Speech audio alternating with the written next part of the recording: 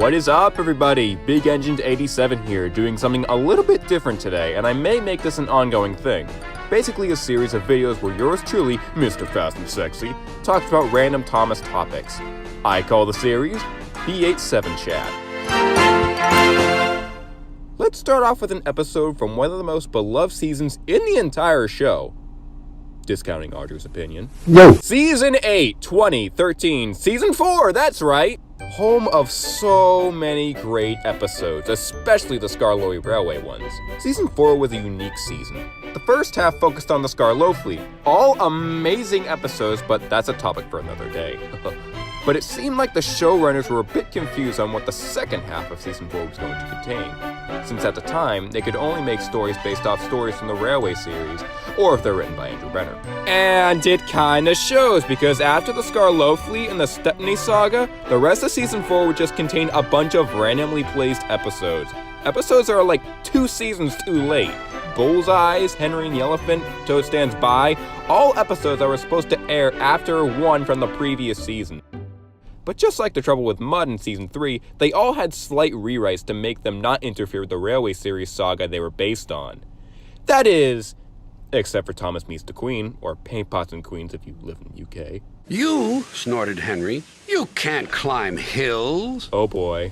Now for what I'm about to dive into, you can just press that dislike button all you want. But to me, Thomas Meets the Queen is one of the most confusing, inconsistent, frustrating, botched together episodes of the first 7 seasons. Like I said before, the previous 3 episodes I mentioned were all slightly rewritten so they don't have to take place after previous episodes. For example, Bullseyes doesn't take place after Daisy.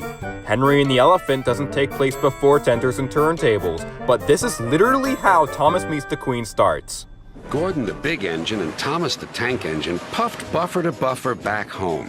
It had been a busy day. First, Thomas had teased Gordon about the time that the Big Engine had slid into a ditch. Then Thomas fell down a mine and Gordon came to his rescue. It takes place right after Down the Mine. This alone is what destroys the episode for me. It plays off exactly how it did in the Railway series. Down the Mine aired 3 seasons ago. 3! So much has happened during that time span. There's a bunch of lines in the episode that can easily throw me off. May Thomas have his branch line again? Even though an episode prior to this, Thomas is clearly seen running his branch line. But whatever, what else? You can't climb hills. As in the trouble with Mud just happened. Even that episode was so heavily rewritten that the episode just plays off as a muddy day on Sodor rather than Gordon just falling into a ditch. And also, Thomas's Christmas Party, which aired right after Down the Mine, showed Thomas pulling Annie and Clarabelle as if he wasn't in disgrace anymore and things had moved on. So why did Britt and David think it was a good idea to mess up the Holy Thomas timeline and have this episode take place right after Down the Mine? But you know what? Who cares? Let's just play this episode after Down the Mine, because in Thomas Meets the Queen, Thomas gets his branch line back. So Thomas's Christmas Party will make sense now, right? No, it doesn't. Because if we're pretending that this episode is now part of Season 1, Duck and Donald appear in this episode even though they are not to be seen until Season 2. So every time you try to fit this episode anywhere in the series, it won't make much sense. That is why it's a little bit harder for me to enjoy this episode than everyone else. Even as a kid, this episode confused the living crap out of me, and I wasn't even nearly as thrown off as a kid compared to now. And why pick this story now? Why Paint Pots and Queens? During the production of Season 4, there were still tons of fun Railway series stories to adapt. Fire Engine, Triple Header, Henry Sees Red, Gordon Goes Foreign. Considering that was an idea on paper in last season's production, I bet you could probably make that possible. But all trained nerd complaining aside, because I'll get stabbed if I say anything else, I think I can see why Britt and David wanted to make this episode.